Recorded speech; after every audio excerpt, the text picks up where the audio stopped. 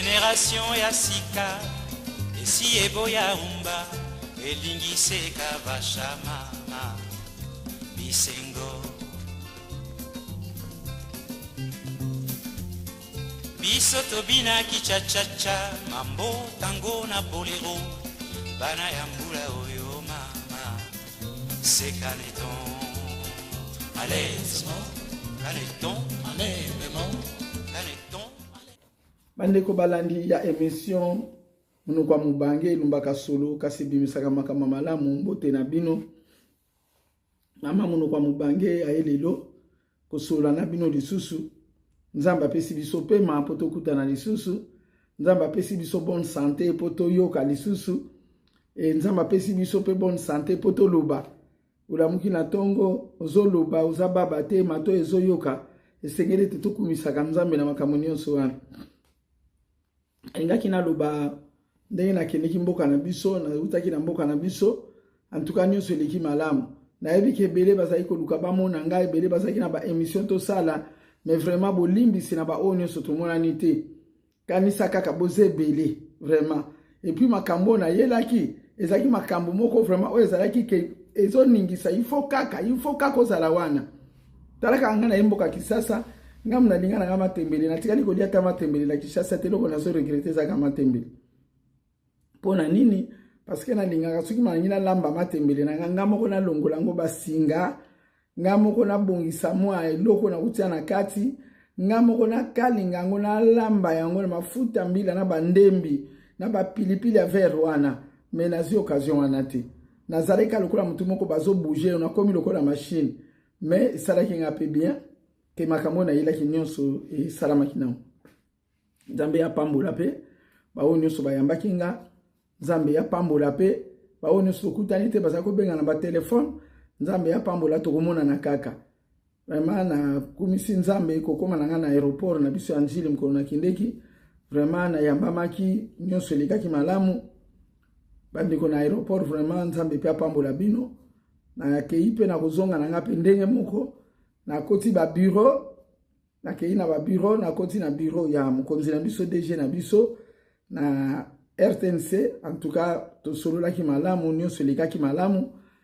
na kendeki pe na ba bureau ebele na kendeki na kutali na bakonzi mususu ba mususu na kutali na bakonzi te ba o nyonso ba yambaki na ba bureau vraiment nzambe ya pambola bino nzambe ya pambola bato ya fond de promotion culturelle bo yambaki ngai malamu bato ya fondation ya Papa Tshisekedi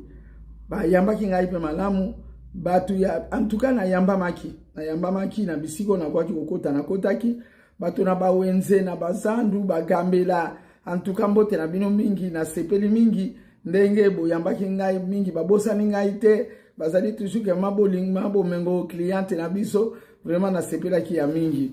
mbote mingi na ndeko na ngabi pendu pe to zalaki vraiment kokabwaneza kapasi ne to mesana ki kokabwana biso iza pasi mbote mingi na batu nyonso groupe Salongo Rosine Musotwi na yebi ko tikali na posa wana mais c'est là ka to kokutana Sele Masasi en tout cas il est qui bien lombe tout ça nyonso zalaki malamu bino nyonso en tout cas mbote ba bisou na ngaki na lobela lelo likambo ya bizaleli moni bizaleli toza komona na kati ya mboka Congo na makambo penza o na moni eloko etungisi ngai makasi ezali vraiment eloko babengi embouteillage puisque okoki ko sala te peut-être programme na mokolo moko sala makambo misatu voir na lera kala na utiko lobake na tongo so na longi na 7h pa ina ngai na kokoma na ngai na 9h na 8h na njili tango na traiter likambo na ngai na njili na silisi na kolonga na 10h na 11h na sana centre-ville na traiter likambo na ngai na midi na 14h na utiko longwana na kenanga ozone kuna ainsi de suite donc sana ba programme yo sali oyo kotiko régler ngo pe na mokolo moko mais oyo tokutani nango ezalaki vraiment que moya ko régler programme ya makambo misatu na mokolo mbala moko ezate tango zotia motema ke na kokoma herboy embouteillage okango na nzela ta 3h du temps embouteillage kangyo na nzela 3h du temps donc vraiment Kinshasa pasi toza nango kuna oyo ngana kutani yango ya liboso ezali ya embouteillage nganza mutu moko na ninga ko bouger na saka mutu moko ya kasa ado soki na vani pena na kati ya embouteillage na zo ka pasi na saka mutu moko azala ka ponctuel soki ba bengi singa esika fora sala wana na air wana tala kaka mais en tout cas embouteillage ba konzi na biso ya mboka ngana yebi na ngate soki ministre nini atala ka makambo ya embouteillage. Je crois eza ministre à transport ce que ça yo te papa to mama limbisanga mais vraiment ministre à transport atale la biso likama embouteillage tu en a trop, c'est trop, vraiment c'est trop. Moni soki to yena mupaya oya uti mboka mususu ayeko mona makamwani ko sa soni ya mboka na biso. Donc biloko wana nyonso surtout vraiment bobongisa ngo. Ministre transport to moni ba moto eza partout to boité mais comme quand même ko orienter pe batu ya ba moto wana nzela ni ba ko pratiquer ndenge ni ba ko salela. Awa tozo mona le mususu basala ka banzela mususu pona batu ya vélo, nzela mususu pona batu ya nani batu ya mituka. Mais vraiment na Congo loko sako bangi sanga moto parce que facilement boy ba utiko ni atayo na moto ba utiko tout ayo na moto en plus c'est kangama ke sika moko za na place ya kolekela te. Donc vraiment respect ya ba piéton ezate, respect ya ba piéton ezate. Soko bimi ba o basa kuna peut-être ba meseni menga soki na bimi déjà na komi na ba Carrefour motema na ngeza so l'est na za suko lenga na kati ya motema na ngai parce que zamboka na ngana so mata ba taxi bus na so mata ba petite awana. Donc ezamboka na ngana so mata na so tizwa na ngana transport moyen de transport nyonso mais quand même ba bongisa ba bokonzi bo bongisa nanu makambo ya embouteillage wana parce que trop c'est trop et ça vraiment malamu te batu baza ko souffrir ba musu baza ko loba ba musu baza na moyen pe akoloba eza na ngote ameseni kaka ndenge wana. Do botale la biso pena na kin na biso botale la biso likambo ya moyen de transport likambo ya ba embouteillage ezali vraiment ko boma mboka bino ba konzi to yebi ko yoka pipo mususu akoleka wana yango ba sirene zolela yango mais yango wana pe il faut batikela bango nzela baleka mais nzela na baso tikela bango baleka il faut ba faufiler lisusu na kati ya bato baso bakangama ki lokola maboka ba furmisi ko panza bango po ba konzi wana baleka ezaka kapasi yango wana ministre ya transport eloko ngana sengi na yo vraiment côté wana papa mekana kotala so tali yango na yebi ke mboka eza kitoko mingi mboka eza vraiment ya kobonga. Moningala zalaki bisela mususu na kutana kinango ndenge na kutake za su yango te batu batongi en tout cas za malamu.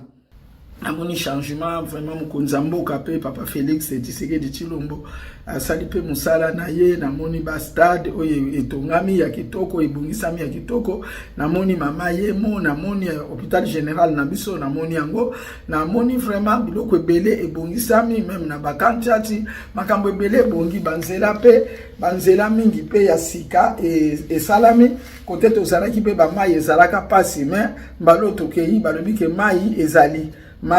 ezokatana lisusu ndenge ezali kokatana te donc ezobonga ndambu donc eloko nyonso ebandaka na moke ekoma kaka monene kuna. En tout cas nga naza politicien te mais nazali awa mpona kocritiquer pe te mais mpona koloba oyo namoni oyo esalami banzela ya sika namoni mpe ba saut de mouton namoni yango dire vraiment eza nango esengo na aéroport pe na moni penza changement pe na aéroport et accueil pe vraiment bato aéroport pe bayambaki nga malamu kokende na au revoir na pe kozonga nanga en tout cas basepela ki pe mingi na mona ki pe makambo belé changer pe na aéroport longoni na tata mukonzi vraiment ça les osalama o na moni et loko la mutiko pesa ka conseil ka kona mutiko pesa parce que vraiment musapi moko tonganda côté bandiko to yeba vraiment oyo mundele abenga ka entretien eloko soki salami eloko etongami par exemple to landa sikoko bongisa kambala na mbala yebi ke sika o eza na poussière to longole siko tango batongaki yango etengamaki te to bongisa yango soki bandi ko beba wana soki botiki yango ebebi pe libela biso tango tokotaka na RTNC sika na Lingwala to utaka na Gombe tango to yena Lingwala tozaki na mibeko tozako simba ba vitre wana boite ponda ko mbesaki mingi ba vitre mais soko komi to yebaki déjà to pesa ka lipeka po to tacher ba mur te na dobite ke zalela bongo po tacher ba vitre te plutôt mais na dobite ke zalela kaka bongo mais to yeba quand même que loko ndenge batongi yango soki ezwi poussière il faut ko pangusa et loko ndenge batongi yango na soki ekatani to ekoyi il faut ko bongisa soki tozo bongisa te yango ndenge tozo mema siko ke nyonso ekufa mbala moko na kanisi tokotaki na RTNC tomonaki ndenge ezalaki kitoko après tomonaki ndenge komaki après ndenge na kendeki lelo en tout cas ndenge na uti kuna na moni vraiment côté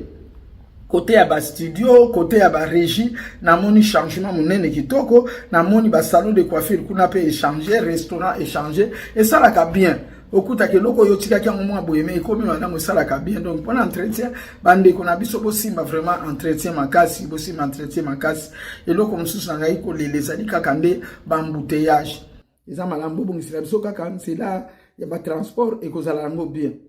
Alors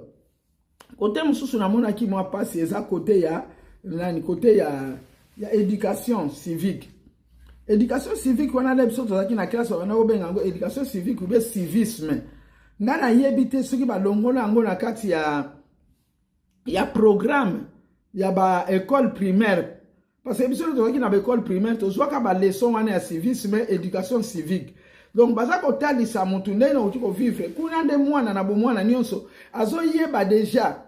mwana na mwana nyonso azo yeba déjà savoir vivre à peu près ozo yeba déjà savoir vivre na bo mwana na yo mwa base wana efandi. Mais kuna tomoni ke éducation civique ezalaka te na ba cours wana bandeko na sali boye bozongisela biso ministre enseignement primaire et secondaire zongisa cours wana ekosala malamu. Makambo ebele ezotungisa bato ezali parce que bato ba apprendre te bayebi te loko nyonso bayekolaka yango.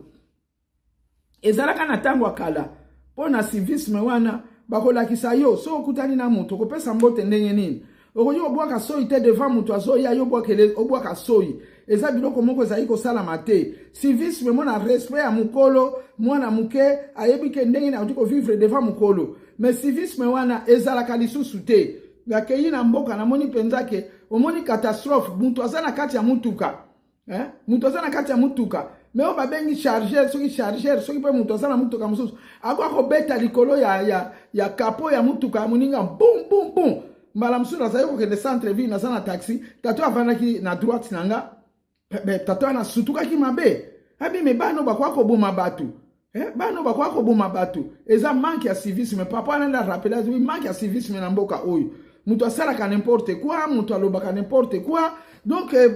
ça vraiment laissé aller mon koboye. Suito bandi na bana mike, ego salamadam. Lobi na monaki, koko nangane, ngaki na kangaye mwa photo, mais salaki mwa, salaki nga mwa retard. Nazaki na koko nangato, kiti na voiture, asimbaki mwa mulangi ya ji, amelaki na nzela na kati ya mutuka. Tango kiti azo lobalanga mami poubelle donc poubelle azo korobate poubelle donc où est la poubelle pour akene ko boaka eloko wana na poubelle parce que azo kene na maternelle wana bazo lakisa bango déjà biloko wana ba lakisa bango makambo wana ezala malamu soki bosongiseli biso ba leçon wana ekosala biso bien ekobongisa mboka lokola boye ngatuni na suive information bana na maternelle mwana pa kota maternelle bazo futa $125 par an $125 par an na ebi valeur bambongo te ndenge bozo zalela na mbongo mais nga conseil na ngaki bana wana bazo kende ba maternelle eli ko lobate ke bo salela ka bango kaka ba fête ki azu diplôme ya maternelle non diplôme ya maternelle il faut mwana zala na quelque chose na mutu bana bazo kende maternelle bazo kene kote ya bango nini bazo lakisa bango nini avant bakota na première année primaire baza déjà na makambo moko bazui biso tozaki bana mike tozakota na 0 année bozana makambo bozozwa omoni makambo bozozwa ezali te ke bakuru ya bakalkili ya banini mais non bozana makambo bozozwa donc babiloko wana nyonso vraiment enseignement primaire et secondaire na kanisi soko zongiseli biso ango ekosala biso malamu. Parce que moni ke ba mikolo nzete ya se ko lese baby mais soki to bandeli na racine oya mike wana ko bongisa ndambu na moni ke tokoki ko réussir vraiment na mboka na biso po to travailler biso nyonso ensemble au moins soki ba ministère nyonso zo travailler ensemble et ko sala biso malamu batu nyonso wana bazali na base important bana basoya na classe linko lo bateke bafuta kala bango kaka mbongo to ba o bazangi mbongo bazui pe éducation wana te l'état pe okoti ko sala eloko ezali ke bano bazana maternelle te oyo bafuta ka bambongo ko organiser même bato oyo ba structure moko oyo ezali ko kambama na batu moko oyo bazo sala ngoleti ba séminaire na bana tomoni ba séminaire bazo la kisabana ke eloko boyeza boye mutu abwaka eloko partout te ndenge akuti kobwaka mutu aloba te n'importe quoi ndenge akuti koloba vraiment biloko wana yango nde c'est important na ndenge oyo nga namoni na mboka biloko akosala yango wana naye komona ke ya misato naye komona ke Kinshasa vraiment tokoki koloba ke eza ya kotonda bon namoni la quartier nyonso te mais soki tokei na ba Carrefour tokomona ndenge nini bato bazaleli omoni na tangu na biso ya kala Kinshasa ezalaki mboka te ke okoki kokota ngo pamba pamba Kinshasa ezalaki mboka te kokota pamba pamba wana papa gouverneur biso na tangu akala mutu auti mboka aye kofanda epai na yo fo papier ezalaki akosala autant de jours parce que mboka wana eza capital eza précieuse ezali te lokola bamboka nyonso epai mutu auti eza te ke mutu ayene kaka ndenge kaka ye aye kofanda na ye asali ne kaka ndenge auti kosala Congo eza mboka munene mais soki na Congo wana tobongisi nanu te ba ville oya minene wana ekozala problème parce que l'éducation ba makambo ndenge so utele pai ne pai eza kotondisa mawana Kinshasa eza kotonda mais so tonda siko na nini na makambo mususu ya mabe soki tozala mopaya uti mboka mususu na so répéter yango en tout cas tokozala pe na soni mais na tango akala toyeba ke bana kini bazaleli boye mutu Kinshasa tozalaki na bureau moko bazali kobenga la cité ezalaka pembeni ya ponka savubu pongabi na lero na biso ezalaki pongabi omoni soki mutu ya Kinshasa ba dossier na bango ezalaki kozala na bureau wana même biso na ba 82 po tozwa engagement penza ya musala ke ba engagé biso na la voix du Zaïre à l'époque tozali ko na la cité wana po batala ba dossier na biso soki toza bato akini soki toza ndenge nini po intégrer Kinshasa ngo ekozalela ndenge nini Kinshasa na tango akalizalaka na mwa ba condition nango po na kokota po eza capital eza fleur o bozola kisa na monde entier que voilà capital na biso ndenge ezali mais siko soki capital ekomi nango n'importe quoi n'importe comment eza lisusu malamu te na moni ke côté à centre ville quand même na ville kuna batu mingi te bazokota na ville donc makambo ezbeleza wana batu bazokota na ville excusez nga mezana ba moyen de transport mususu ezokota te na centre ville omoni ezokota te na centre ville parce que bazotala ndenge yango ezaleli omoni donc il faut ezala na ba norme ezala na mabongisi moko boye papa Botembe il fallait na benga yo na tuna yo suko ba norme yango na lingale na français soki na lingale la kisinini donc ba norme wana eza lokola mabongisi ndenge bongisa makapo mutu akota nesika songolo pakala papa Chantinine Ngobila je crois que wana ezali ya yo nazalanga mukonzi te peut-être nazo sala bereur limbi sanga mena tango akala ngana zai komona makambo wana omona lemsu bofandi na ndaku bayebi ke bapaya bayaki bauta kisoki mboka nini lemsu ezaki ba recensement lemsu ezaki batu baye na ndaku lemsu police aye na ndaku kotuna batu combien boza na kati ya ndaku oyo donc na lera kale sengela kiteke na kati ya ndaku moko ya chambre moko na salon batu 1000 bafandi wana fo bayeba batu wana bauti wapi batu wana baso sala nini voilà ke biloko wana pe ko sunga biso pe makasi lisusu na mboka na biso po na nini po lemsu banditisme pe ko diminuer ba makamsu pe ya mabe ko diminuer mais lelo komi kaka mutu nyonso na kena nga Kinshasa na ekufanda mutu nyonso na kena nga Kinshasa na ekufanda même awa na poto tozali po changer mboko kena mboka msufa wa mikandeza la makambo nyonso ezala mabongisi nyonso ezala malamu donc biloko wana nde yango wana na moni ya kopesela mwa conseil kaka ya kotala kaka ensemble nazalanga mukonzi te bolimbisanga soki na lobi mabe mais oyo na kundoli yango wana voilà que na lingi na silisa na nge émission na ngai na zopesa mbote na yala nga moseka donc Kinshasa ezalaki nango malamu papa Botembe Kinshasa ezalaki nango malamu eza mboka na biso makambo na zwili bino yango wana merci mingi pona ba conseil na bino merci mingi vraiment parce que kozala na bakulutu na vie ezalaka malamu so ozangi bakulutu muza opeso toli azate mboka ezangi mobange ekweya kambango donc mobange azalaka na valeur na ye nga naza monoko ya mobange naza pe mobange menaki mobange na nga naza na bino mama moseka naza na papa Botembe oyo batiaka nga poa na ndenge ya ndenge ya émission pe na age oyo nga naza nango bongo ngai pe na pesa na bato opususu pe oyo bazali pe sima na ngai voilà na makambo nazalaki nango wana na sepeli na bino mingi mbote na bino na yambi bino nyonso na kombo na Yesu bozala malamu tiao nde na mbala nsima tomonani mpo tokontinue sikoyo baémission na biso ndenge ezaleli. Merci na bino. Soki likambo mosusu etikali ntango mosusu nakoki kolobela yango lisusu me mwa ndambo makambo misato wana nazwi yango wana éducation civique oyo ebengami civisme. Ministère ya transport asunga biso mpona bambuteyage eleki ebele. Papa gouverneur asunga biso mpona kotala vraiment nombre oyo eza na Kinshasa soki nombre nini oyo ekoki kozala na ville wana parce que Kinshasa vraiment eza débordé. Bolimbisa ngai, Nzambe apambola mutu nyonso. Bye bye.